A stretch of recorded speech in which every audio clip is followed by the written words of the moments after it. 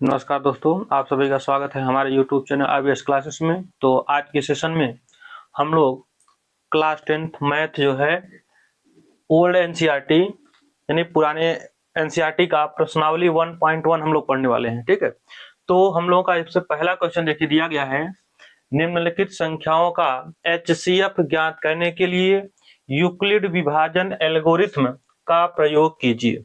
ठीक है, तो यहाँ पर हम लोगों को यानी कि ये जो नीचे संख्याएं दिया गया है इनका हम लोगों को HCF ज्ञात करना है, और HCF को ज्ञात करने के लिए हम लोगों को यूक्लिड विभाजन एल्गोरिथम का प्रयोग करके जो है इसको ज्ञात करना है। ठीक है, तो सबसे पहले हम लोग यहाँ पर जानते हैं कि यूक्लिड विभाजन एल्गोरिथम क्या होता है। तो देखिए यहाँ पर हम लोग यूक्लिड विभाजन एल्गोरिथम पढ़ने से पहले हम लोग यहाँ पर जानते हैं कि यूक्लिड विभाजन प्रमेयिका क्या होता है। ठीक है, तो यहाँ पर हम लोग ये जानेंगे यूक्लिड विभाजन प्रमेयिका।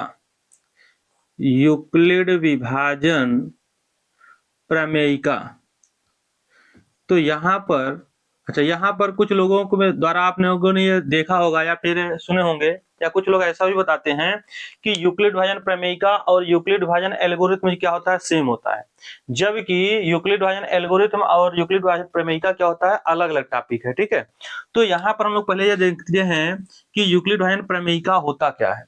यूक्लिड विभाजन प्रमेयिका का मतलब ये होता है कि यदि ए व बी, यदि ए व बी अगर कोई भी दो संख्याएं दिए गए होते हैं जिनमें ए का मान जो है बी के मान से बड़ा है। ठीक है, यदि ए और बी दो संख्याएं कोई भी दिए गए हों जिनमें ए का मान जो है बी के मान से ज्यादा हो, तो ऐसी दशा में इसे जो है a is equal to B Q plus are के रूप में व्यवस्थित करने की प्रक्रिया को हम लोग क्या कहते हैं, यानी इस रूप में लिखने की जो विधि होती है उसी को हम लोग क्या कहते हैं, यूक्लिड विभाजन प्रमेयिका कहते हैं, जहां पर ये Q और R क्या होता है। ठीक है, तो ये Q का मतलब होता है यहाँ पर कोशेंट से मतलब होता है, R का मतलब रिमाइंडर होता है, यानी कि A में यानी दिए गए बड़ी संख्या A में B से हम लोग पहले भाग करते हैं, भाग करने पर जो उत्तर आता है वो होता है हम लोगों का ये Q, और जो शेषफल बचता है वो होता है R। जैसे हम लोग ये देखते हैं A का मान B के मान से ज्यादा है, तो ये छोटे वाले मान से बड़े वाले मान में भाग करिए, और उसके बाद भाग करने के बाद मान लेते हैं हम लोग इसका जो भागफल है वो Q आता है, और लास्ट में जो शेषफल बचता है वो R होता है। ठीक है, तो ये हम लोगों का इस प्रकार से होता है। तो ये इसी को हम लोग छठवीं, सातवीं, आठवीं, नौवीं में आप लोग पढ़े होंगे कि जैसे अगर एक संख्या से दूसरे संख्या में भाग देते हैं और उसके उत्तर की जांच किस प्रकार से करते हैं, तो हम लोग ये जानते हैं जिससे भाग करते हैं उसका नाम होता है भाजक। ठीक है, जिसमें भाग करते हैं उसका नाम होता है भाज्य, और जो उत्तर आता है वो होता है भागफल, और लास्ट में जो उत्तर आता है वो होता है शेषफल। ठीक, अब हम लोग जानते हैं कि जब उत्तर की जांच करने के लिए हम लोग पिछली क्लास में पढ़े हैं कि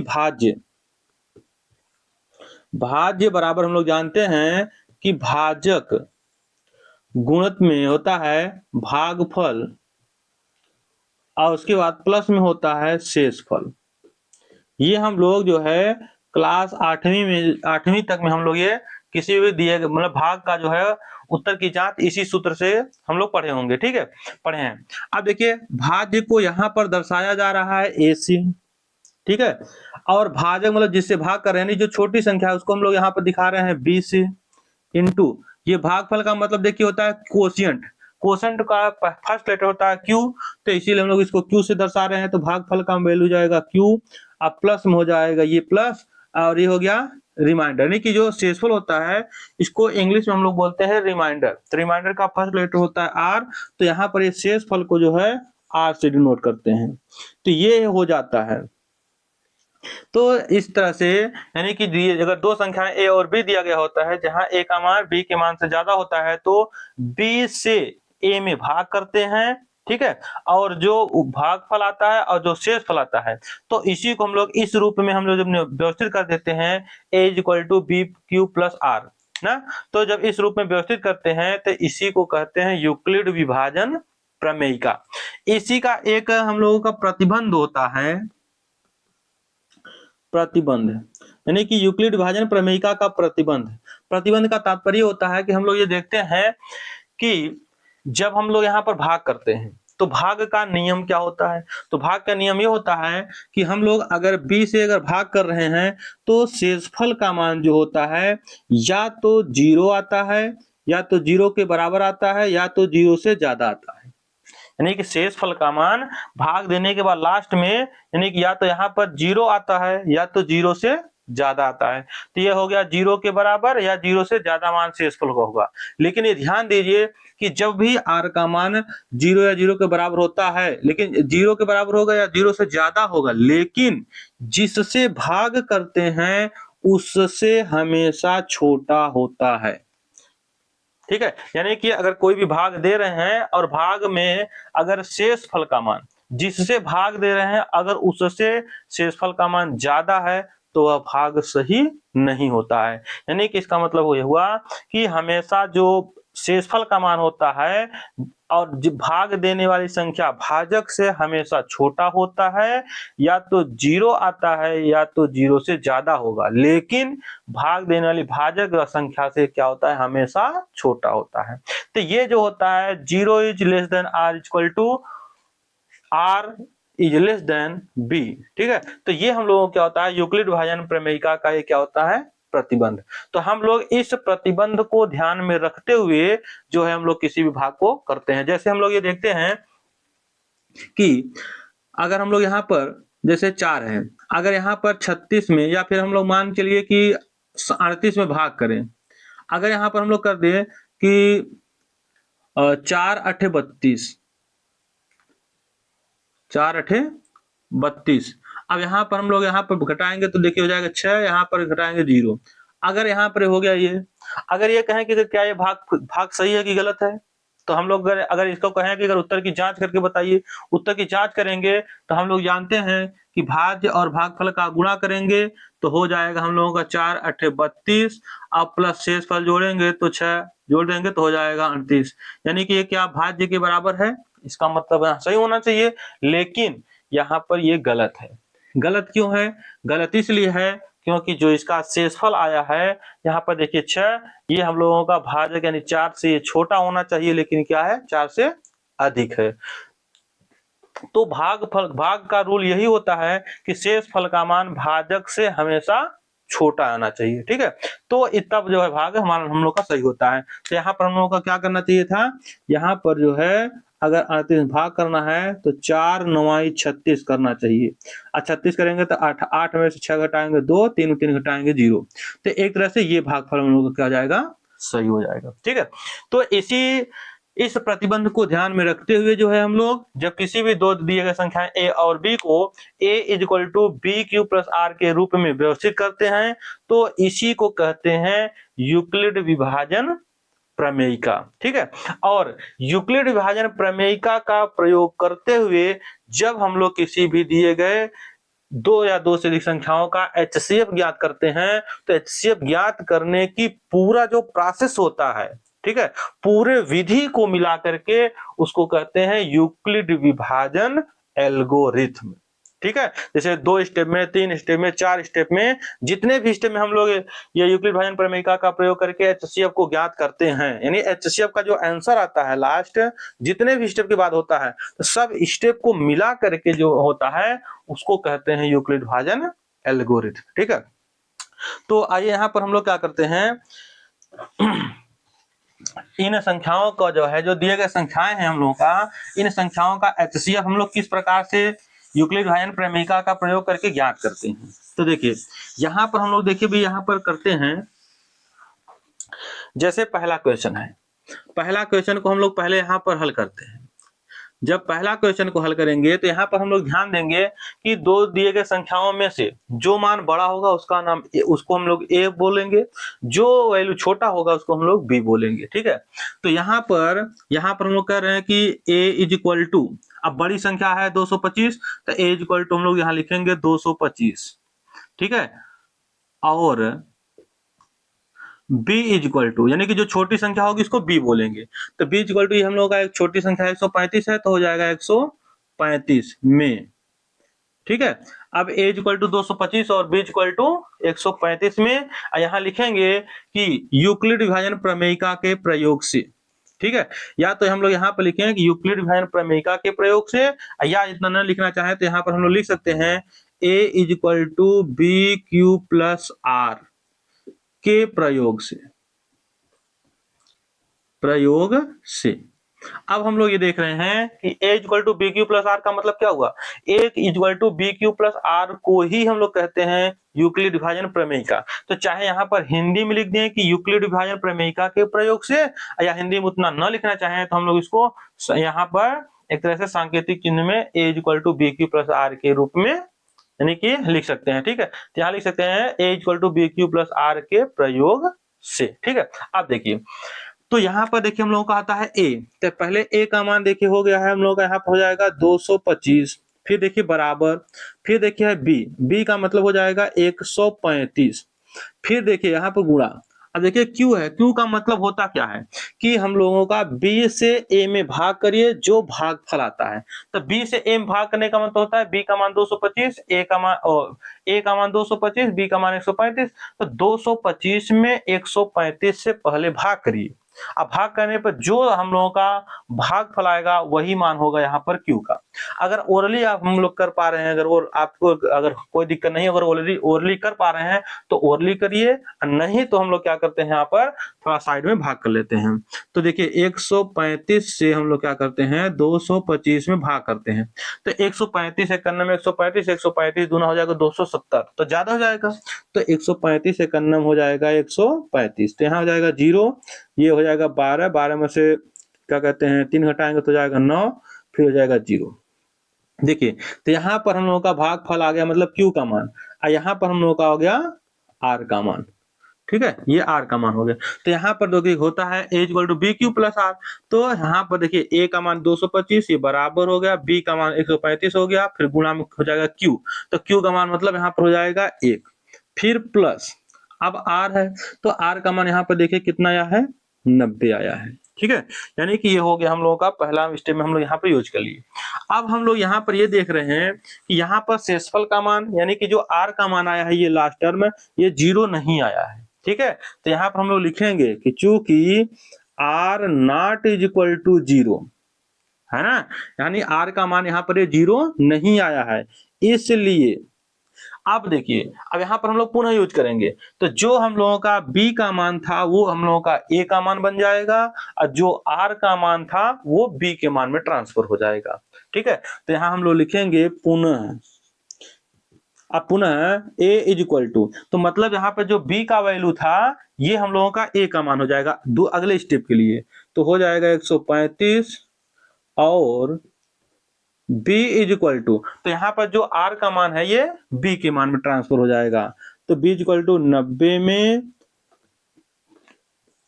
a is equal to B Q plus are के प्रयोग से। ठीक है, ये हो जाता है। अब देखिए, तो यहाँ पर a का मान अब देखिए कार्य कर रहा है 135 इज इक्वल टू b का काम कर रहा है 90। अब हम लोग ये देखें कि जब 90 से 135 भाग करेंगे तो भागफल आएगा 1, अब प्लस 90 91 90, और 90 में कितना जोड़ेंगे तो आएगा 135, तो हो जाएगा 45, यानी शेषफल 45 आ जाएगा। ठीक है, अब हम लोग यहाँ पर ये देख रहे हैं कि यहाँ पर फिर से जो है ये r का मान जो है 0 के बराबर नहीं आया, तो यहाँ पर हम लोग लिखेंगे चूंकि r not is equal to 0 so, यानी इसलिए। ठीक है, अब पुनः यानी कि यहाँ पर अगले स्टेप में फिर इसके बाद स्टेप में जब हम लोग सॉल्व करेंगे तो ये b वाला मान a के मान में ट्रांसफर हो जाएगा, और ये जो r वाला मान है ये b के मान में ट्रांसफर हो जाएगा। ठीक है, तो यहाँ पर b का मान है 90, तो ये अगले स्टेप के लिए a का मान हो जाएगा, तो a बराबर हो जाएगा 90 और b बराबर, तो यहाँ पर देखिए 45 r का मान था, तो ये अगले स्टेप में क्या हो जाएगा यही b का काम करेगा, तो हो जाएगा 45 में। ठीक है, a is equal to B Q plus are के प्रयोग प्रयोग से।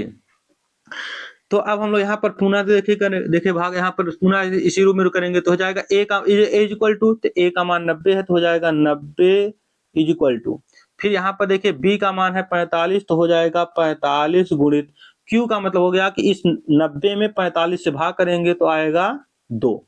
अब प्लस यहाँ पर शेषफल, तो 90 दूना हो जाएगा, जब 90 में 45 से भाग करेंगे तो आ जाएगा भागफल 2 और शेषफल कितना आ जाएगा 0 आ जाएगा। ठीक है, तो ये हो गया 0। अब हम लोग यहाँ पर देख रहे हैं कि जब शेषफल 0 आ जाएगा तब उसके बाद हम लोग पुनः इस प्रक्रिया को आगे नहीं बढ़ाएंगे। तो यहाँ पर लिखेंगे हम लोग कि चूंकि r इज इक्वल टू 0, यहाँ पर क्या है r का मान 0 आ गया, इसलिए HCF is equal to B, यानी कि B इज इक्वल टू मतलब यहाँ पर जिस स्टेप में हम लोग यूक्लिड भाजन प्रमेयिका के प्रयोग से R का मान 0 होता है, उस स्टेप में जो B वाला मान होता है वही हम लोगों का HCF होता है। ठीक है, तो यहाँ पर हम लोग देख रहे हैं कि इसी स्टेप में R का मान 0 आया है, तो यहाँ पर इस स्टेप में B का मान क्या है 45, तो यही हो जाएगा हम लोगों का HCF। तो ये हम लोगों का हो गया HCF। अब हम लोग ये देख रहे हैं कि यहाँ पर ये देखिए, यहाँ पर एक बार हम लोग यहाँ पर यूक्लिड भाजन प्रमेयिका का प्रयोग किए हैं, फिर एक बार यहाँ पर प्रयोग किए हैं, एक बार यहाँ प्रयोग किए। अब हम लोग देख रहे हैं कि यहाँ पर 3 बार प्रयोग किए हैं। अब ये तीनों स्टेप यानी कि जितने भी स्टेप यूज करते हैं सभी स्टेप को मिला दिया जाता है, तो इस पूरे प्रक्रिया को करने को, इस पूरे प्रक्रिया को, पूरे विधि को बोलते हैं यूक्लिड विभाजन एल्गोरिथम। ठीक है, ये क्या होता है यूक्लिड विभाजन एल्गोरिथम होता है। तो ये होता है, तो यहाँ पर कुछ लोग ये ऐसा बोल देते हैं कि यूक्लिड विभाजन प्रमेयिका या यूक्लिड विभाजन एल्गोरिथम सेम होता है, जबकि ऐसा नहीं होता है। ठीक है, यूक्लिड विभाजन प्रमेयिका का मतलब केवल ये जो दो संख्याएं दिए गए होते हैं इनको a equal to B Q plus are के रूप में परिवर्तित करना, इस रूप में लिखने को कहते हैं यूक्लिड विभाजन प्रमेयिका। ठीक है, और जब इसी का प्रयोग करके हम लोग 2 स्टेप, 3 स्टेप, 4 स्टेप, 5 स्टेप या 6 स्टेप जब तक कि रिमाइंडर या शेषफल r का मान 0 नहीं आता है तब तक हम लोग इसी प्रक्रिया को बार बार अपनाते मतलब कि रिपीट करते रहते हैं ना। तो लास्ट में पूरे प्रक्रिया को, पूरे स्टेप को मिला करके जो होता है उसको कहते हैं यूक्लिड विभाजन एल्गोरिथम। तो ये हम लोगों का क्या हो जाता है पहला का आंसर। ठीक है, ये 45 हो जाता है। तो आइए इसी तरह से हम लोग सेकंड क्वेश्चन को भी सॉल्व कर लेते हैं यहाँ पर। तो देखिए हम लोगों को यहाँ पर सेकंड क्वेश्चन में क्या दिया गया है सेकंड में। तो यहाँ पर देखिए हम लोगों का इन दोनों में से बड़ा ये संख्या है, तो बड़ी वाली संख्या को हमेशा a लेते हैं। a इज इक्वल टू हो जाएगा 38,220 और b इज इक्वल टू छोटी संख्या हो जाएगा 196 में। अब हम लोग यहाँ पे लिखेंगे यूक्लिड विभाजन प्रमेयिका के प्रयोग से। तो चाहे हिंदी में लिखें कि यूक्लिड विभाजन प्रमेयिका के प्रयोग से, या हिंदी में न लिखना चाहें तो इसी को हम लोग शॉर्ट फॉर्म में लिख सकते हैं a is equal to B Q plus are के प्रयोग से। ठीक है, ये प्रयोग से करेंगे। तो अब हम लोग यहाँ पर देख रहे हैं कि a का मान, तो a का मान देखिए हम लोगों को दिया गया यहाँ पर 38,220 बराबर b है, तो b का मान हो जाएगा 196। अब हम लोग देख रहे हैं कि यहाँ पर देखिए यहाँ पर a और b का मान हो गया, q और r का मान रखना है। इसका मतलब ये हुआ कि 38,220 में 196 से भाग करें, जितना आए भागफल उसको गुणा के रूप में प्लस जितना शेषफल आए उसको प्लस के रूप में लिख दें। तो अब हम लोग यहाँ ओरली भाग करेंगे, अगर हो पा रहा है तो ठीक है, नहीं ओरली हो पा रहा है तब इसको हम लोग रफ कार में करेंगे। तो रफ कार में 196 से भाग करेंगे किसमें, जो हो जाएगा 38,220। तो अब हम लोग यहाँ पर देख रहे हैं कि पहले कितनी बार जाएगा। ठीक है, तो यहाँ पर हम लोग देख रहे हैं ये हम लोगों का पहले 2 बार जाएगा। ठीक है, तो देखिए 2 छंग 12 हो जाएगा, 2 9 18 1 19 हो जाएगा और 2 1 9 2 1 3। अच्छा, यहाँ पर 2 वाले जाएंगे तो ज्यादा हो जाएगा, ऐसा करते हैं इसको 1 वाले जाते हैं, पहले यहाँ पर 1 वाले जाते हैं तो हो जाएगा 101 96। फिर ये हासिल देगा, यहाँ पर देखिए तो हो जाएगा हम लोग कितना, ये जो है 12 में से 6 घटाएंगे 6 हो जाएगा। फिर यहाँ पे जब हासिल दे दिया, यहाँ 17 7 होगा, ये हो जाएगा 17, 17 में से 9 घटाएंगे तो हो जाएगा 8। यहाँ पर हम लोगों का 2 में से 1 घटाएंगे तो हो जाएगा 1। अब हम लोग यहाँ पर देखिए, यहाँ पर जो r का मान आया अभी तक में, ये देखिए इससे कम आया ना, अभी सही है। अब इसके बाद हम लोग अगला डिजिट यहाँ पर हम लोग ये 2 उतारेंगे, ठीक है। अब देखेंगे कितनी बार जाएगा। तो हम लोग यहाँ पर देख रहे हैं कि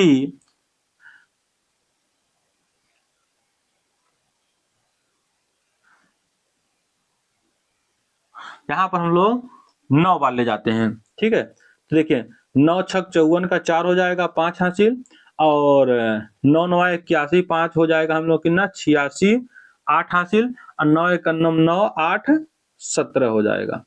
अब यहाँ पर हम लोग देख रहे हैं 12 में से 4 घटाएंगे तो हो जाएगा हम लोग कितना 8, यहाँ से लेगा यहाँ 15 हो जाएगा, 15 में से 6 घटाएंगे तो हो जाएगा 9, यहाँ 7 में 7 घटाएंगे तो 0 हो जाएगा, यहाँ 1 में घटाएंगे तो कैंसिल कुछ नहीं आएगा, 0 आएगा। अब यहाँ पर हम लोग लेते हैं कितना 0 उतार लेते हैं, ठीक है। अब 0 उतारेंगे तो देखेंगे हम लोग यहाँ पर कितने बार जाएगा। तो यहाँ पर हम लोग देख रहे हैं 7 बार जाएगा क्या, तो हो जाएगा 7 नहीं मतलब 5 वाले आते हैं, तो 5 36 5 9 45 3 48 हो जाएगा, और 5 हाँ 5 बार यहाँ पर ले जाते हैं तो हो जाएगा 5 36 का 0, और फिर 5 9 45 और 3 हो जाएगा 48, और फिर 5 1 9 5 4 9। तो यहाँ पर देखिए हम लोगों को पूरा शेषफल 0 आ गया। तो यहाँ पर हम लोग देख रहे हैं कि अगर 196 में हम 196 से अगर इसमें हम लोग भाग कर रहे हैं तो भागफल हम लोग कितना आ रहा है गुणित में, ये q का मान हम लोग आ रहा है 195, अब प्लस r का मान हम लोग यहाँ पर देख रहे हैं कितना रहा है 0। तो अब हम लोग यहाँ पर देख रहे हैं कि पहले स्टेप में ही यहाँ पर 0 आ गया। जब पहले स्टेप में ही r का मान 0 आ गया तो ऐसी दशा में हम लोग ये जो b वाला मान है ये अगले स्टेप में a का काम नहीं करेगा। जिस स्टेप में ये हम लोगों का ये r का मान 0 होता है, ठीक है, उसी स्टेप में जो b वाला मान होता है वही हम लोगों का HCF का कार्य करता है। तो यहाँ पर हो जाएगा क्योंकि r इक्वल टू 0 इसमें आ गया, इसलिए HCF इक्वल टू b। अब b का मान है क्या यहाँ पर 196, तो यही हम लोगों का यहाँ पर आंसर हो जाएगा। इसका मतलब हुआ कि इसका और इसका दोनों का HCF जो होगा वो 196 होगा, ठीक है। तो ये हो जाता है हम लोगों का उत्तर। तो इसी तरह से हम लोग इसका तीसरा पार्ट को सॉल्व करते हैं। तो देखिए यहाँ पर हम लोग तीसरा पार्ट को यहीं पर सॉल्व कर लेते हैं। देखिए तो तीसरा पार्ट को सॉल्व करने के लिए यहाँ पर हम लोग तीसरा नोट कर लेते हैं। देखिए तीसरा हम लोग देखिए दोनों में से जो बड़ा होता है वो a का मान होता है। तो यहाँ a इक्वल टू नोट करेंगे 867, और ठीक है 867, और हम लोग का अगला जो टर्म होता है उसको b लेते हैं छोटा वाले मान को, तो b इक्वल टू 255 में, ठीक है। अब चाहे हिंदी में लिखें यूक्लिड विभाजन प्रमेयिका के प्रयोग से, या तो यहाँ पर हम लोग लिख सकते हैं a equal to B Q plus are के प्रयोग से, ठीक है, ये हो जाता है। तो अब हम लोग यहाँ पर देखिए a इक्वल टू, a का मतलब हो जाएगा 867 बराबर, अब यहाँ b का मान देखिए हम लोगों का हो जाएगा 255, अब गुणित, अब देखिए 867 में 255 से भाग करेंगे तो q का मान क्या आएगा। अगर ओरल कर पा रहे हैं ठीक है, नहीं तो हम लोग यहाँ पर इसको देखिए ये रफ कर लेते हैं। तो यहाँ पर हम लोग जब 255 में 55 से भाग करेंगे 867 में, तो देखिए हम लोग यहाँ पर कितना जाएगा तो यहाँ जाएगा 3 बार, पहले हम लोग ले जाते हैं, ठीक है। देखिए 3 पचे 15 का 5 हो जाएगा, और 3 पचे 15 1 16 हो जाएगा, और 3 दूनी 6 1 7 हो जाएगा। अब यहाँ पे देखिए हम लोग घटाते हैं तो 7 में से 5 घटाएंगे तो 2 हो जाएगा, तो ये 0 हो जाएगा, यहाँ पर हो जाएगा 1। अब देखिए और कोई अंक उतारने के लिए है नहीं, इसका मतलब ये शेषफल हो गया। तो देखिए b इंटू क्यू होता है, क्यू का मान देखिए यहाँ पर मतलब कि भागफल, भागफल का मतलब हो गया 3, अब प्लस शेषफल कितना मान हो जाएगा 102 हो जाएगा, ठीक है। अब हम लोग यहाँ पर देख रहे हैं कि चूंकि ये जो r का मान है ये 0 के बराबर नहीं है, ठीक है, इसलिए यहाँ पर, इसलिए अब देखिए ये जब इसमें r का मान 0 नहीं आया तो अब अगले स्टेप के लिए जो b वाला मान है ये a का काम करेगा, तो a इज इक्वल टू हो जाएगा 255 और अब b इज इक्वल टू, तो देखिए जो b का मान था यहाँ पर ये b वाला मान ये a का a का इज इक्वल टू हो जाएगा, ये जो r का मान है यहाँ पर शेषफल का मान यही हम लोगों का b का मान हो जाएगा। तो ये जो r है ये हम लोग का b का मान हो गया अगले स्टेप में। अब यहाँ पर लिखेंगे में, अब यहाँ पर ये, अब इसमें लिखेंगे यूक्लिड विभाजन प्रमेयिका के प्रयोग से, ठीक है, यहाँ लिखेंगे, अच्छा यहाँ पर a equal to B Q plus R लिखिए। अच्छा यहाँ पर हम लोग ये भी लिख सकते हैं यूक्लिड विभाजन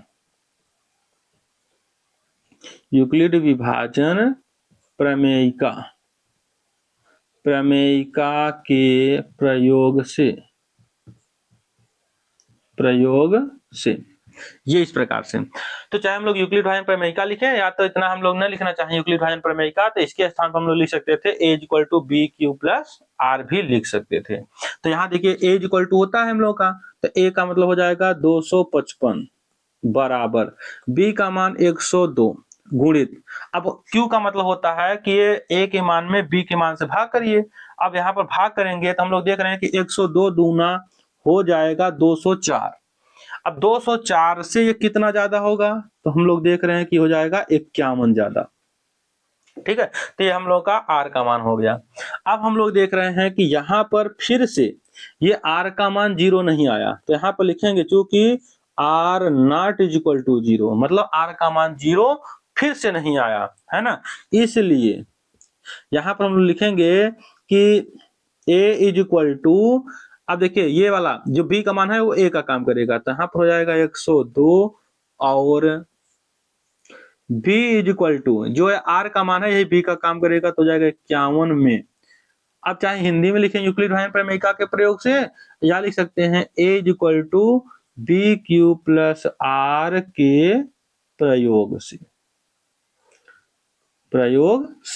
तो अब यहाँ पे देखिए हम लोग देख रहे हैं कि a का मान हो जाएगा 102 बराबर, अब b का मान हो जाएगा 51 गुणित, अब यहाँ देखिए जब 102 में 151 से भाग करेंगे तो आएगा भागफल 2 और शेषफल कितना आएगा 0 आएगा। भाग अगर ऐसे ओरली कर पा रहे हैं ठीक है, नहीं भाग करके चेक किया जा सकता है। तो अब हम लोग देख रहे हैं यहाँ पर कि शेषफल का मान क्या आ गया 0 आ गया।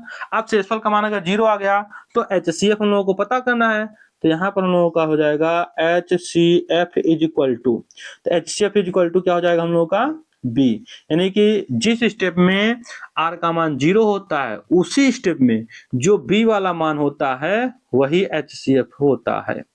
तो यहाँ पर HCF का मान कितना आ जाएगा 51 हो जाएगा, ठीक है। तो उम्मीद करते हैं ये क्वेश्चन अभी तक जो बताए गए हैं ये सभी आप लोगों को क्वेश्चन समझ में आए होंगे अच्छी तरीके से। ये समझ में आया तो एक बार वीडियो को लाइक और कमेंट करके अवश्य बताइएगा। यदि चैनल पर नए हो तो सब्सक्राइब कर लीजिएगा। आइए इसी के साथ हम लोग अगला क्वेश्चन को सॉल्व करने का प्रयास करते हैं, ठीक है। तो हो जा यहाँ पर हम लोग सॉल्व करते हैं प्रश्न संख्या 2।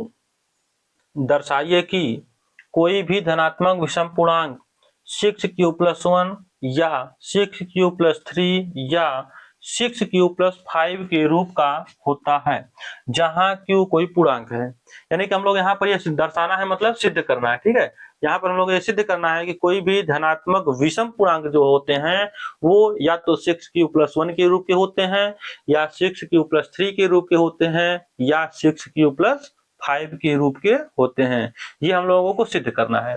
तो पहले हम लोग इसको सिद्ध करने के लिए यहाँ पर देखिए हम लोग मान लेते हैं। यहाँ पर हम लोग पहले मान लेते हैं कि माना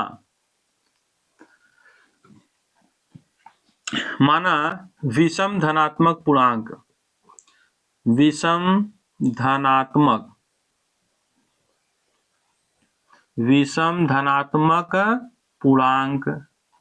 क्या है a है, क्या है विषम धनात्मक पूर्णांक a है या y है, कुछ भी इंग्लिश अल्फाबेट हम लोग यहाँ पर ले सकते हैं। अब देखिए हम लोगों को ये सिद्ध करना है कि इतने रूपों में होता है, ठीक है। अगर ये जो विषम धनात्मक पूर्णांक है ये या तो 6q+1 के रूप का होगा, या 6q+3 के रूप का होगा, या 6q+5 के रूप का होगा। तो ये जो इस रूप का होता है उसी को हम लोग मान लिए a।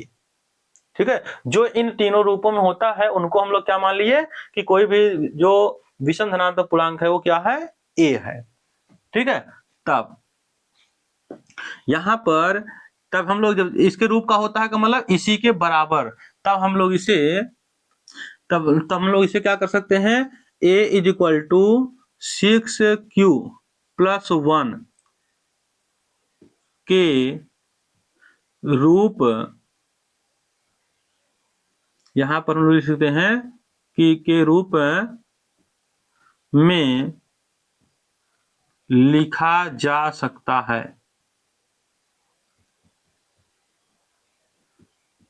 है ना। तब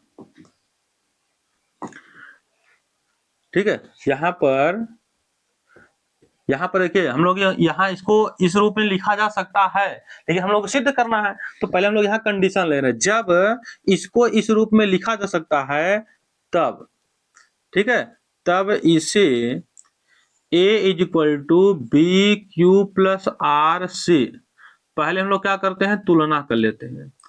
तुलना करने पर जब हम लोग यहाँ पर तुलना करेंगे तो हम लोग यहाँ पर देख रहे हैं कि ये Q हो गया और Q का गुणनफल यहाँ पर है B, यहाँ पर Q का गुणनफल है 6। इसका मतलब B का मान क्या हो जाएगा, यहाँ पर हम लोग देख रहे हैं 6 हो जाएगा।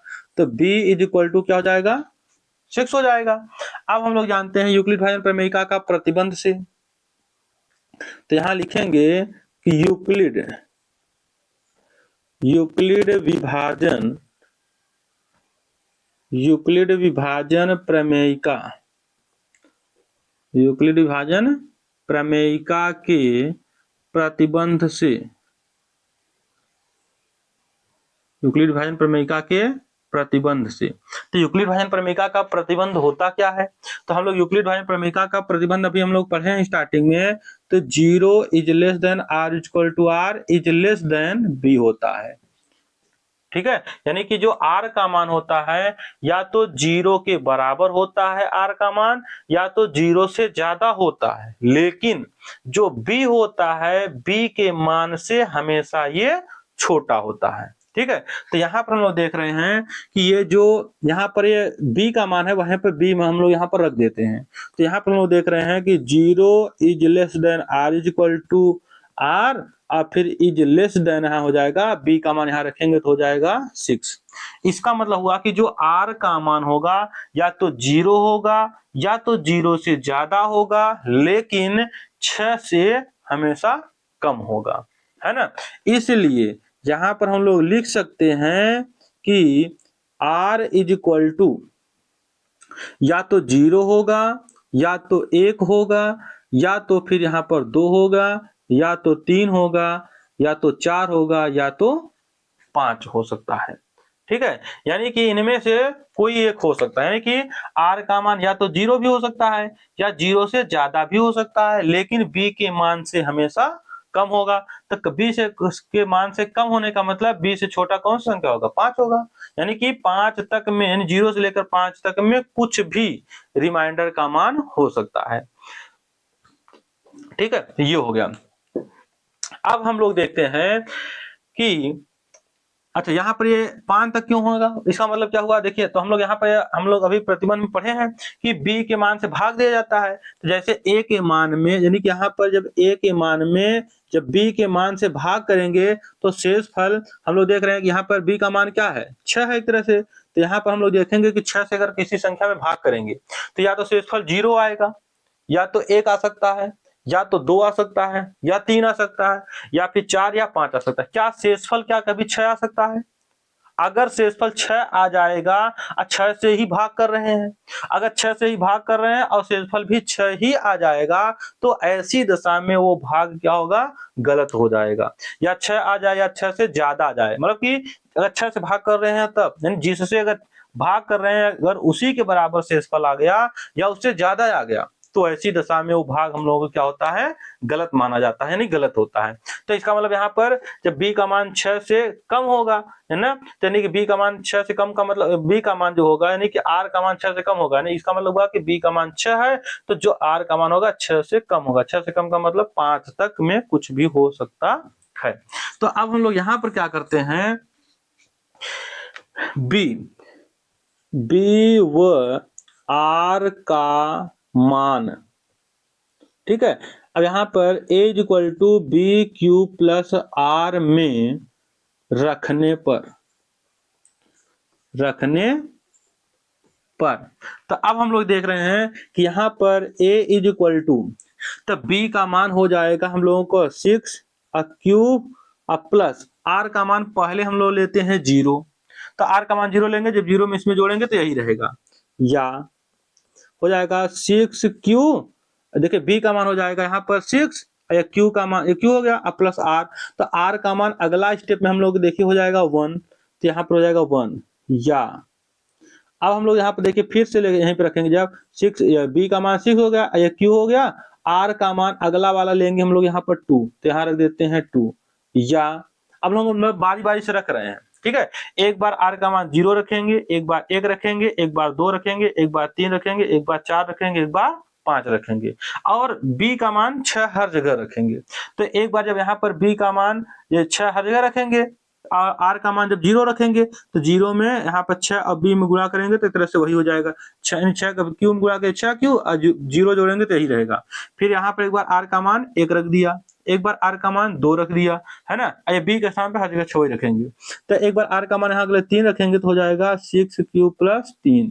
फिर अगली बार हम लोग क्या रखते हैं, यहाँ पर r का मान 4 रख देते हैं, या फिर r का मान हम लोग अगले स्टेप में 5 रख देते हैं, ठीक है। यानी कि हम लोग यहाँ पर r का मान अगर 0 से लेकर 5 तक है तो हम लोग 0 से लेकर 5 तक में बारी बारी से हम लोग एक एक मान रख दिए।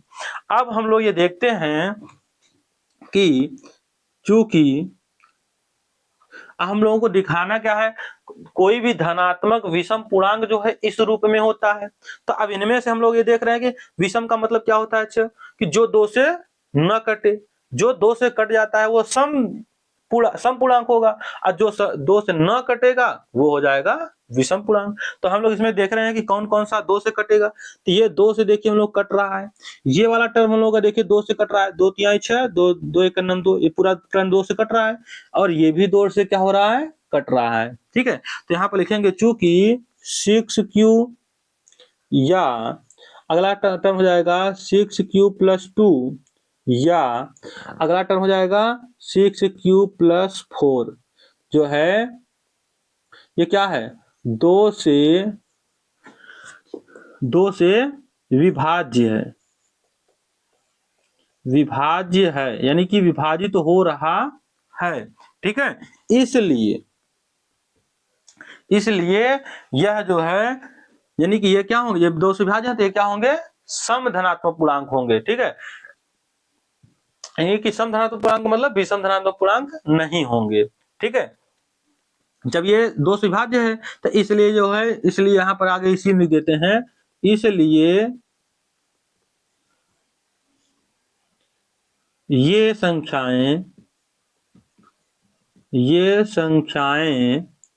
सम धनात्मक पूर्णांक होंगे, सम धनात्मक पूर्णांक हैं, सम धनात्मक पूर्णांक है, ठीक है। ये तो सम धनात्मक हो गए। अब इनके अलावा सम धनात्मक यानी सम के बाद जितने बचते हैं वो क्या होंगे, विषम होंगे। तो अर्थात यहाँ पर हम लोग कह सकते हैं कि यहाँ पर हम लोग यहाँ आगे लिख सकते हैं कि जो अब इसके बाद कौन कौन बचा, तो यहाँ पर हम लोग ये देख रहे हैं कि 6q प्लस 1 बचा, तो हो जाएगा 6q प्लस 1, या अगला टर्म कौन सा बचा, 6q प्लस 3, या अगला टर्म कौन सा बचा है हम लोग का, यहाँ पर हो जाएगा 6q प्लस 5, ठीक है। ये जो है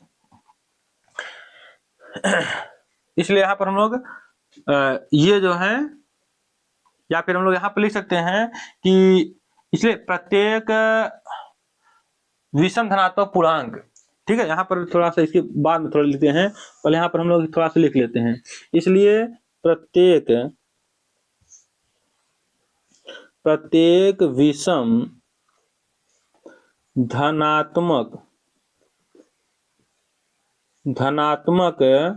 पूर्णांक,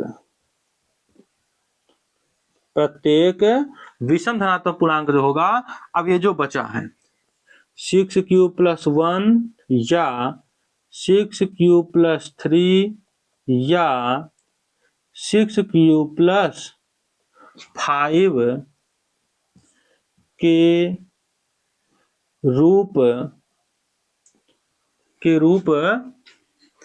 के होते हैं या रूप का होता है, तो ये हम लोगों का उत्तर हो जाएगा। यानी इस तरह से हम लोग इसको सिद्ध कर सकते हैं। ठीक है, यानी कि कोई भी क्वेश्चन अगर इस प्रकार से आ जाए तो हम लोग इसको इस प्रकार से तुलना करके, कंपेयर करके हम लोग जो है सिद्ध कर सकते हैं तर्क विधि से। ठीक है, तो उम्मीद करते हैं ये भी क्वेश्चन समझ में आया होगा। आज इसी तरह से हम लोग अगला प्रश्न संख्या 3 को सॉल्व करते हैं। किसी परेड में 616 सदस्यों वाली एक सेना की टुकड़ी को 32 सदस्यों वाले एक आर्मी बैंड के पीछे मार्च करना है। दोनों समूहों को समान संख्या वाले स्तंभों में मार्च करना है, तो उन स्तंभों की अधिकतम संख्या क्या है जिसमें वे मार्च कर सकते हैं। इसका मतलब यह है कि 616 सदस्यों वाली एक कोई सेना की टुकड़ी है, तो यानी कि एक सेना का कोई ग्रुप है जिसको 32 सदस्यों वाले एक आर्मी बैंड के पीछे मार्च करना है।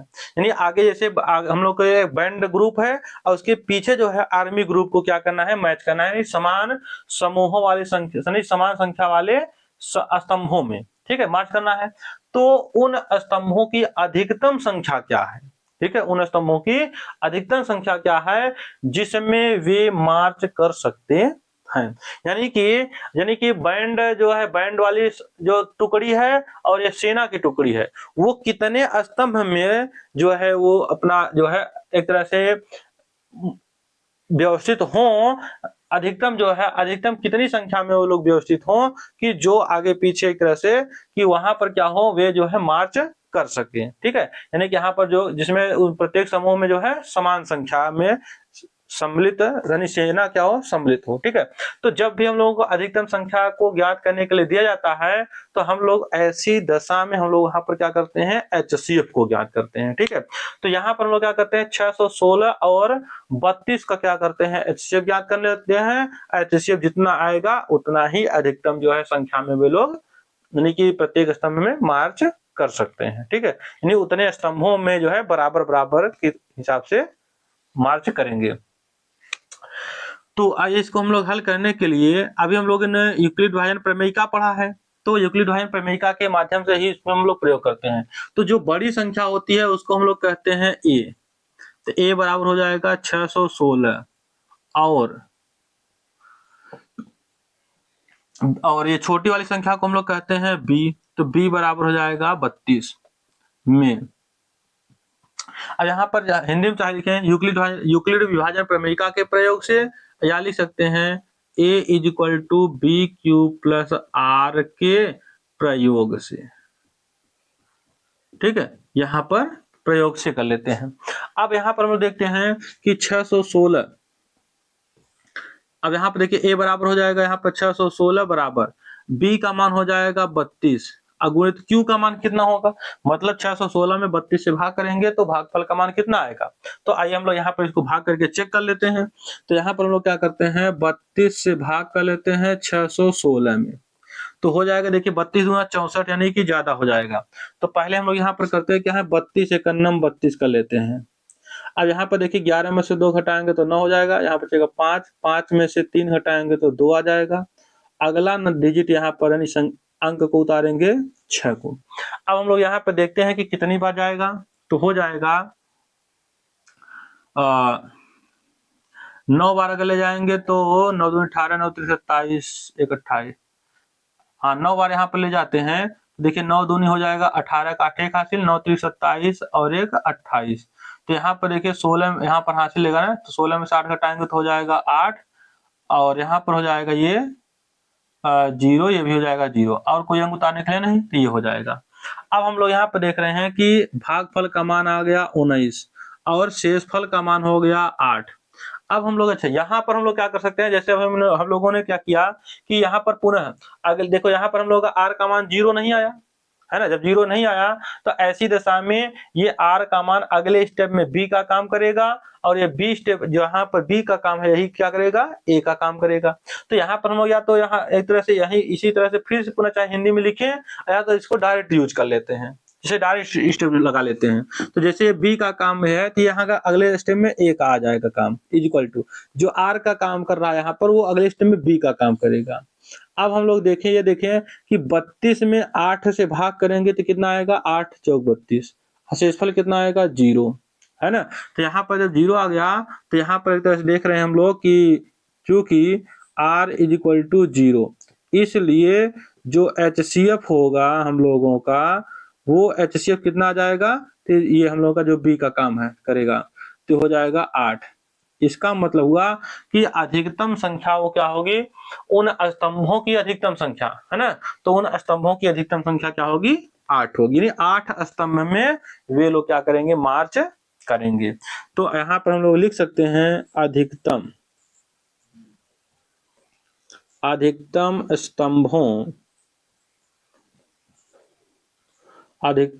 स्तंभों की संख्या, तो यहाँ हो जाएगी अधिकतम स्तंभों की जो संख्या होगी हम लोग कितनी हो जाएगी, 8, यानी कि 8 स्तंभ में, नहीं सबसे अधिक से अधिक क्या कहने, 8 स्तंभ में वे लोग मार्च कर सकते हैं। ठीक है, तो आइए इसी तरह से हम लोग क्वेश्चन नंबर 4 को सॉल्व करते हैं। यहाँ पर यूक्लिड विभाजन प्रमेयिका का प्रयोग करके दर्शाइए कि किसी धनात्मक पूर्णांक का वर्ग किसी पूर्णांक m के लिए 3m या 3m+1 के रूप का होता है। ठीक है, यानी कि यूक्लिड विभाजन प्रमेयिका का प्रयोग करके हम लोगों को दर्शाने का मतलब है सिद्ध करना है। ठीक है, यूक्लिड विभाजन प्रमेयिका का प्रयोग करके हम लोगों को सिद्ध करना है कि धनात्मक पूर्णांक का वर्ग, यानी धनात्मक पूर्णांक अगर कोई रहता है, अगर उसका वर्ग करते हैं, ठीक है, किसी पूर्णांक यम के लिए, वह जो पूर्णांक यानी किसी पूर्णांक यम के लिए जो है जिसका वर्ग करते हैं हम लोग, तो क्या होता है, ये 3m या 3m+1 के रूप का होता है। ठीक है, तो इसको सिद्ध करने के लिए आइए हम लोग यहाँ पर पहले करते क्या है, पहले हम लोग इसको मानते हैं। ठीक है, पहले हम लोग यहाँ पर क्या करते हैं, मान लेते हैं कि ये धनात्मक पूर्णांक है, तो यहाँ पर हम लोग मान लेते हैं कि माना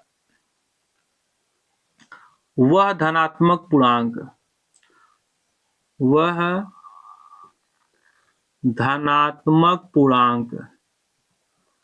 वो क्या है, वह धनात्मक पूर्णांक क्या है, हम लोग इसको मान लेते हैं कुछ, चाहे a मान लीजिए या फिर b या z या q x कुछ भी मान सकते हैं। ठीक है, मान लेते हैं हम लोग क्या है, वह a है, मानो वह धनात्मक पूर्णांक क्या है, a है। तब इसे जो है 3q या 3q+1 या 3q+2 के रूप में लिखा जा सकता है।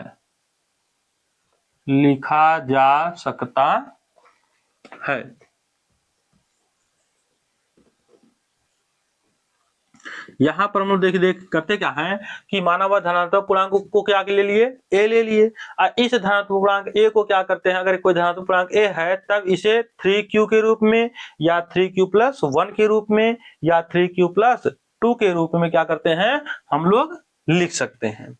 ठीक है, अब हम लोग इसको देखिए सॉल्व करते हैं कि क्या अगर कोई धनात्मक विषम पूर्णांक को अगर a है जिसे 3q या 3q+1 या 3q+2 के रूप में लिख सकते हैं या लिख रहे हैं, क्या इसके वर्ग को क्या 3m या 3m+1 के रूप में लिखा जा सकता है या नहीं। ठीक है, तो हम लोग यहाँ पे देखिए लिखते हैं कि यदि ये a, देखो ये अगर कोई पूर्णांक ये है धनात्मक पूर्णांक, तब इसे इनके रूप में लिखा जा सकता है, इन 3 रूप में। इन 3 रूप में लिखने का मतलब होता है कि इसके बराबर उसको लिखा जा सकता है। ठीक है, तो बराबर हो जाता है 3q, ठीक है। अब ये तो बराबर में हो गया। अब इसमें हम लोग को देखो सिद्ध करना है कि धनात्मक पूर्णांक का वर्ग ना, तो वर्ग का मतलब होता है यहाँ पर वर्ग करते हैं, तो यहाँ पर हम लोग क्या लिखते हैं, दोनों पक्षों का वर्ग करने पर, दोनों पक्षों का वर्ग करने पर, तो यहाँ पर हम लोग a का यहाँ पर वर्ग करेंगे तो हो जाएगा a का स्क्वायर, यहाँ हो जाएगा 3q का स्क्वायर। तो यहाँ पर हम लोग देख रहे हैं कि ये हो जाएगा a का स्क्वायर हो जाएगा, ठीक है। अब बराबर यहाँ पर हम लोग लिख सकते हैं 3 का स्क्वायर का मतलब 3 को 2 बार गुणा के रूप में लिख सकते हैं, तो हो जाएगा 3 गुणित 3, ठीक है। और q को 2 बार गुणा के रूप में यानी q का स्क्वायर करेंगे तो हो जाएगा हम लोगों को q स्क्वायर, ठीक। अब हम लोग ये देख रहे हैं कि a square is equal to ये हो गया 3 और इतने को हम लोग मान लेते हैं यम, तो हो जाएगा जैसे यहाँ पर q भी कोई एक क्या है, पूर्णांक है। और जब यहाँ पर लिख लीजिएगा चाहे जहां q कोई पूर्णांक है, कोई पूर्णांक है, ठीक है। यहाँ पर q क्या है, एक तरह से हम लोग मान सकते हैं कि q है कोई पूर्णांक है, ठीक। चलिए, तो अब हम लोग यहाँ पर क्या करते हैं कि ये हो गया। अब इस 3q स्क्वायर को हम लोग क्या मान लेते हैं, यम। अगर इसको इस स्थान पर यम मानेंगे तो ये क्या हो जाएगा, यम। तो जहां हम लोग यहाँ पर लिख लेते हैं जहां 3q square is equal to m, यानी 3q स्क्वायर को यम मान लेते हैं। अगर 3q स्क्वायर को यम मानेंगे तो यहाँ पर ये 3 ये हो गया और 3q स्क्वायर के स्थान पर यम लिख दिया। अब देखिए ये जो पूर्णांक हम लोग का ये धनात्मक विषम पूर्णांक a था, धनात्मक पूर्णांक जो था a, इसका जब वर्ग किए हैं तो देखिए 3m के रूप में हो गया कि नहीं, हो गया ना। तो यही तो हम लोगों को सिद्ध करना था 3m के रूप में। अच्छा, इसके बाद ये तो पहला हो गया, ठीक है। अब हम लोग यहाँ पर पुनः देखते हैं। अच्छा, यहाँ पर पहला वाला तो हो गया, अब अगला वाले को देखते हैं। यदि a इज इक्वल टू, अब ये दूसरा टर्म लेते हैं तो हो जाएगा 3q प्लस 1। अब ये तो हो गया, अब इसका हम लोग पूर्णांक इसका वर्ग करते हैं, तो यहाँ पर हम लोग लिख देते हैं दोनों पक्षों का वर्ग करने पर, तो दोनों पक्षों का यहाँ पर लिख देते हैं वर्ग करने पर, वर्ग करने पर। तो यहाँ पर जब वर्ग करेंगे तो हो जाएगा a square is equal to ये हो जाएगा 3q प्लस 1 का होल स्क्वायर, है ना। जब दोनों पक्षों का वर्ग कर देंगे तो अब यहाँ पर हम लोग जानते हैं कि ये a का स्क्वायर हो जाएगा।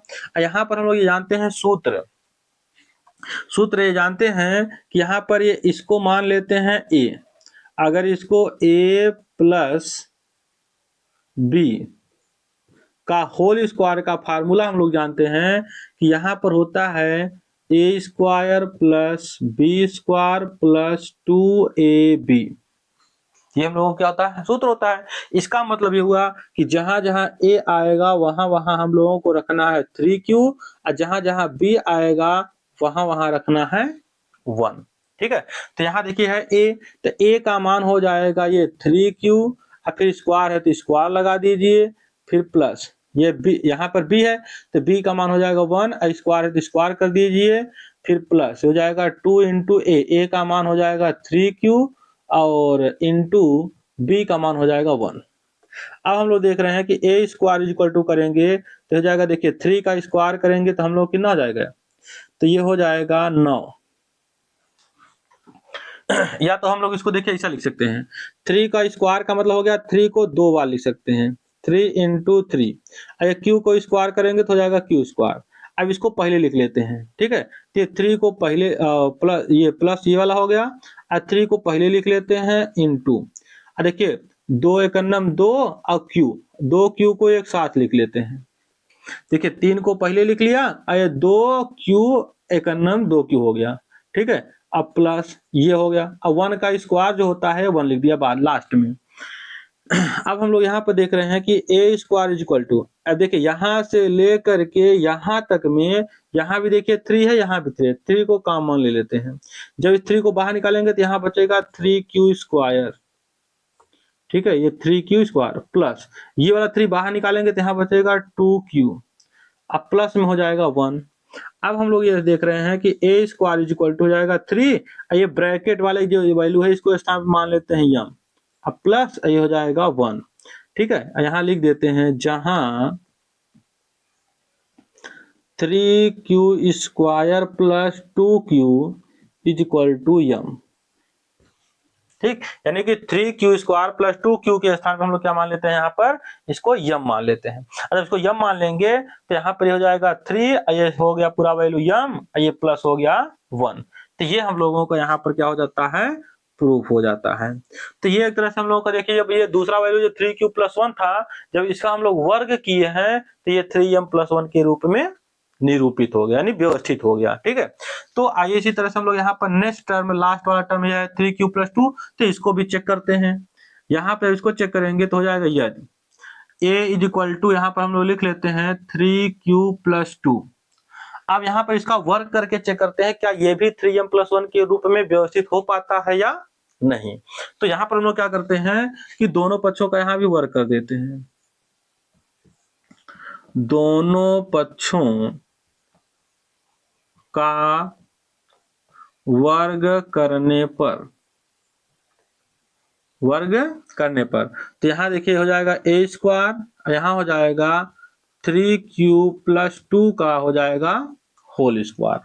अब यहाँ पर देखिए हम लोग a प्लस बी का होल स्क्वायर यहाँ भी सूत्र लगाएंगे। तो जब a प्लस बी का होल स्क्वायर का फार्मूला हम लोग देखिए जानते हैं कि हो जाता है a प्लस बी का होल स्क्वायर का फार्मूला होता है ये a² प्लस, यहाँ पर हम लोग लिख सकते हैं b² प्लस 2ab,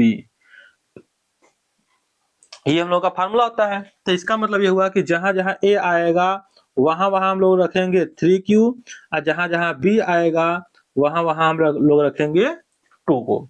तो यहाँ पर देखिए हम लोगों का हो जाएगा ये a² इक्वल टू, अब देखिए a है तो a का मान हो जाएगा 3q, और उसका स्क्वायर है तो इसका स्क्वायर कर दीजिए, फिर प्लस, अब b है तो b के स्थान पर रखेंगे 2 और फिर इसका स्क्वायर कर दीजिए, फिर प्लस हो जाएगा 2 इंटू a का मान हो जाएगा 3q इंटू b का मान हो जाएगा 2।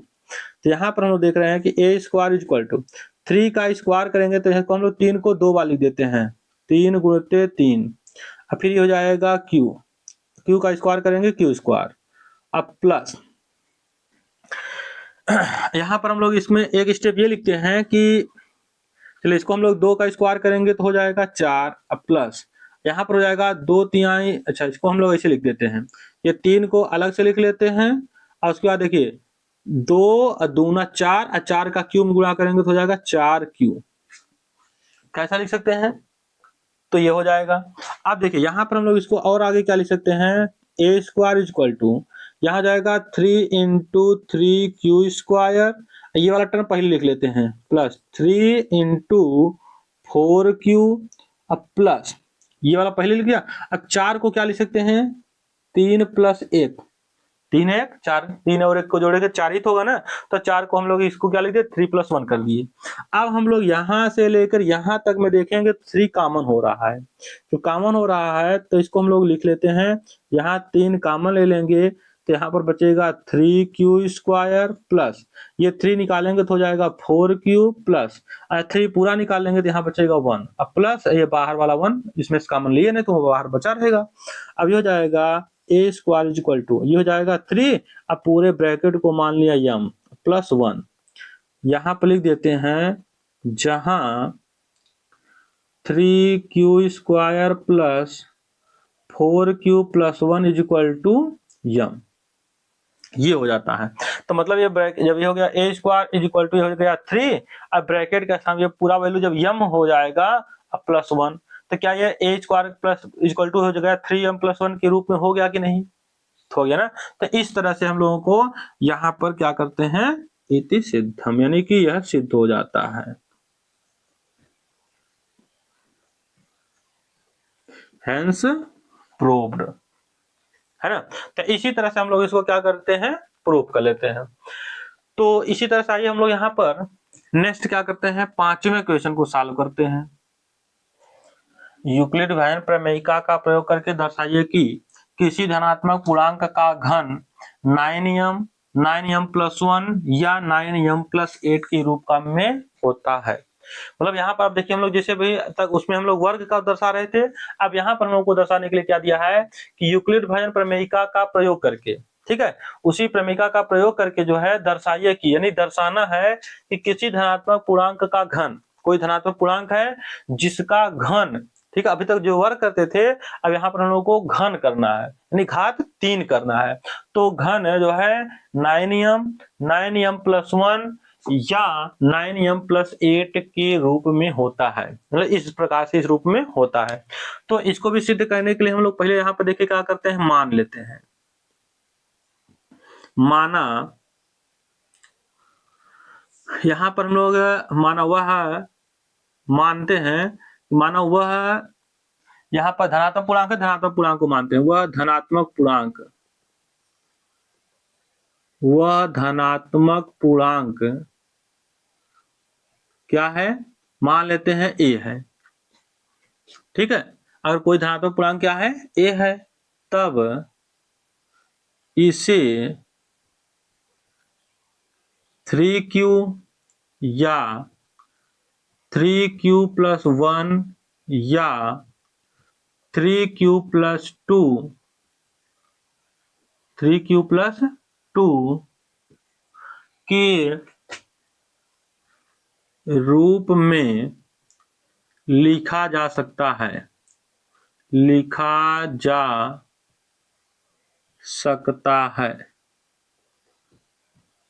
के रूप में लिखा जा सकता है, ठीक है।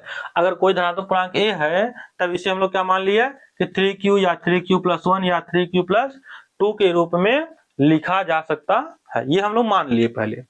अब यहाँ पर मान लिए तो अब हम लोग इसको घन को करके ये चेक करते हैं क्या इन रूपों में, यानी 9m या 9m+1 या 9m+8 के रूप में क्या उसको लिखा जा सकता है या नहीं, ठीक है। तो आइए यहाँ पर हम लोग चेक करते हैं। तो यहाँ लिखेंगे यदि a बराबर, ये पहला लेते हैं 3q, ठीक है। अब हम लोग यहाँ पर क्या करते हैं, दोनों उसके पूर्णांक का घन कह रहे हैं, तो घन करने का मतलब यहाँ पर हम लोग दोनों पक्षों का पहले घन कर देते हैं। तो यहाँ पर लिख देते हैं तब दोनों पक्षों का घन करने पर, तब एक तरह से यहाँ पर हम लोग तब लिख सकते हैं या फिर ना लिखें, तब दोनों पक्षों का घन करने पर, तो यहाँ पर हो जाएगा ये हम लोगों का a³ = ये हो जाएगा 3q का क्यूब। अब देखिए a का 3 बार गुणा करेंगे तो a³ होगा, ये 3 का क्यूब करेंगे अगर तो 3 का मतलब 3 को 3 बार गुणा के रूप में लिख सकते हैं ना, तो 3 त्रिक 9 त्रिक ये हो जाएगा 27। और 27 को देखिए हम लोग यहाँ पर, अच्छा इसको ऐसे लिख सकते हैं, 3 को 3 बार गुणा के रूप में लिखिए, 3 × 3 × 3, ठीक है। अब q को 3 बार गुणा के रूप में लिखेंगे तो हो जाएगा q/3। अब देखिए इन दोनों को गुणा करके लिखते हैं, तो 3 त्रिक का ये हो जाएगा 9, और इन दोनों को अलग से लिख लेते हैं, इंटू हो जाएगा 3q3, इस तरह से। अब हम लोग देखते हैं, इसको लिखते हैं a³ बराबर, ये हो जाएगा 9 और इसको मान लेते हैं m, तो हो जाएगा m। अब देखिए यहाँ पर हम लोग लिख देते हैं, जहां 3q³ m मान लिए, ठीक है। इसका मतलब ये हुआ कि देखिए हम लोग जब a = 3q था तो इसके घन जब किए तो घन को हम लोग क्या किए 9m के रूप में लिखा गया। इसका मतलब देखिए पहला हम लोग का प्रूफ हो गया। अब इसी तरह से हम लोग अगला टर्म लेते हैं, पुनः यानी फिर से यदि a = ये पहले तो 3q था, ये तो हम लोग का हो गया, अब 3q+1 लेते हैं तो हो जाएगा 3q+1, ठीक है, ये हो गया। अब इसको भी हम लोग को क्या करना है, घन पहले करते हैं, तो यहाँ पर हम लोग दोनों पक्षों का घन कर देते हैं, तो हो जाएगा दोनों पक्षों का घन करने पर, तो यहाँ पर हो जाएगा a³ बराबर, ये हो जाएगा 3q+1 का होल क्यूब। ठीक है, अब यहाँ पर हम लोग जानते हैं कि ये a प्लस बी का होल क्यूब का फार्मूला क्या होता है। तो हम लोग ये जानते हैं ये a प्लस बी का होल क्यूब का फार्मूला हम लोगों को मालूम है कि होता है a cube plus b cube plus 3ab, है ना। और इसी में अच्छा यहाँ पर हम लोग a प्लस बी ने लगा करके हम लोग इसी में उसका प्रसार कर देते हैं, तो हो जाएगा 3a square B plus 3ab square. जो 3ab था उसको ब्रैकेट में हम लोग अंदर गुणा कर दिए, तो ये भी सूत्र हम लोग का होता है। तो चलिए अब यहाँ पर हम लोग रख देते हैं, तो जहां जहां a आएगा वहां वहां हम लोग रखेंगे 3q, जहां जहां b आएगा वहां वहां रखेंगे 1। ठीक है, तो यह हम लोग अब यहाँ पर देखते रखते हैं, देखिए तो यहाँ पर हो जाएगा ये a क्यूब, ठीक है, इज इक्वल टू ये है a का मान हो जाएगा 3q का हो जाएगा घात 3 प्लस b का मान हो जाएगा 1 का और फिर घात 3 है तो क्यूब प्लस 3 इंटू 1 का स्क्वायर इंटू b का मान हो जाएगा, अच्छा a का मान यहाँ पर 3q है तो हो जाएगा 3q फिर इसका स्क्वायर इंटू b का मान 1 प्लस 3 इंटू a का मान हो जाएगा 3q और इंटू बी का मान हो जाएगा 1 अघात हो जाएगा 2।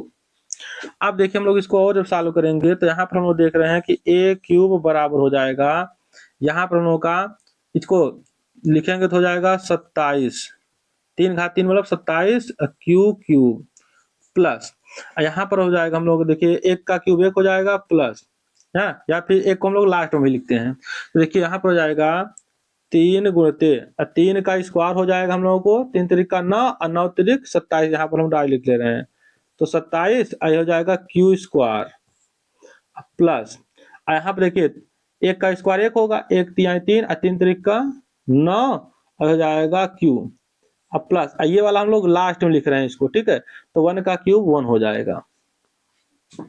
अब हम लोग यहाँ पर देख रहे हैं a क्यूब बराबर इन तीनों में से हम लोग क्या करते हैं 9 को कॉमन ले लेते हैं, तो यहाँ 9 कॉमन लेंगे 9 त्रिक 27 3 बचेगा और क्यू क्यूब बचेगा प्लस और 9 त्रिक 27 3 और क्यू स्क्वायर बचेगा और 9 यहाँ निकालेंगे तो केवल क्यू बचेगा अब प्लस हो जाएगा 1। अब हम लोग यहाँ पर देख रहे हैं कि a क्यूब बराबर हो जाएगा 9, अब ब्रैकेट वाले को पूरे को मान लीजिए यम, अब प्लस हो जाएगा 1, है ना। जहां यहाँ पर हम लोग लिख देते हैं जहां ये 3q cube plus 3q square plus q is equal to m लेने पर, है ना, तो ये हो जाता है हम लोगों का। तो एक तरह से यहाँ पर 9m प्लस 1 के रूप में भी क्या हो जाता है प्रूफ हो जाता है। अब हम लोग अगला टर्म लास्ट आता है 9m प्लस 8 के रूप में होता है कि नहीं, तो आइए इसको भी हम लोग यहाँ पर सिद्ध कर लेते हैं। तो यहाँ पर हम लोग अगला टर्म हम लोग बचा है 3m प्लस 3q प्लस 2, तो यहाँ पर हम लोग लिखते हैं यदि a is equal to 3q plus 2, यहाँ भी हम लोग क्या करते हैं वही पुनः प्रोसेस, दोनों पक्षों का, है ना, दोनों पक्षों का घन करने पर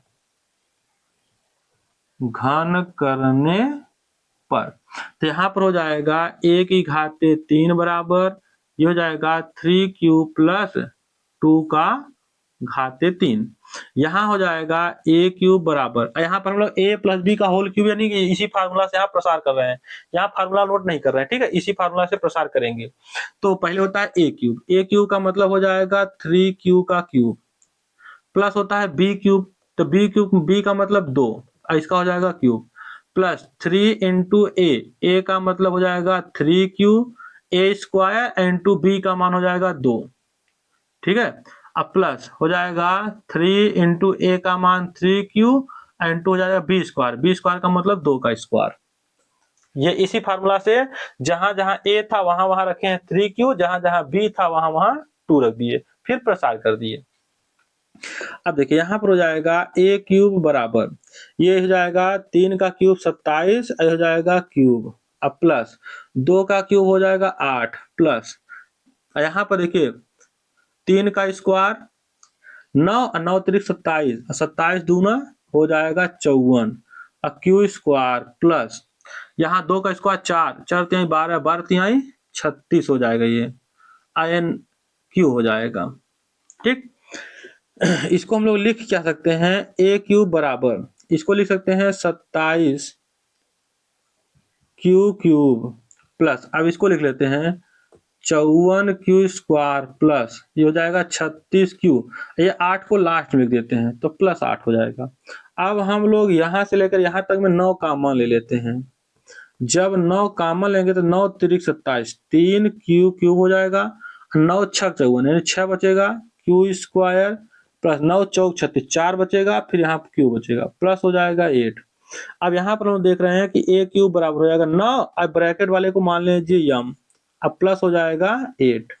तो यहाँ पर हम लोगों का देखिए ये भी क्या हो जाएगा, प्रूफ हो जाएगा। यहाँ पर लिख देते हैं, जहां ये हो जाएगा 3 q cube plus 6 q plus 4 q is equal to हो जाएगा यम। तो यहाँ पर हम लोग ये मान लेते हैं। ठीक है, तो अब देखिए हम लोग यहाँ पर भी क्या हो जाता है, प्रूफ हो जाता है। तो यहाँ भी एक तरह से ये हम लोगों का इति सिद्धम, यानी कि इस तरह से यहाँ पर क्या होता है, इस प्रकार से ये सिद्ध हो जाता है। ठीक है, तो उम्मीद करते हैं ये भी क्वेश्चन आप लोगों को अच्छी तरीके से भली भांति समझ में आया होगा। तो इसी के साथ यदि आप लोग समझ में आया होगा तो एक बार आप लोग कमेंट करके अवश्य बताइएगा कि आपको जो है अभी तक में बताया गया प्रत्येक क्वेश्चन आपको कैसा लगा। यदि और शिक्षा साथी चैनल पर नए हो तो सब्सक्राइब अवश्य कर लीजिएगा, जिससे अब आने वाले प्रत्येक वीडियो का जो है आपको सबसे पहले नोटिफिकेशन प्राप्त हो। ठीक है, तो इसी के साथ जो है आप सभी का बहुत बहुत धन्यवाद।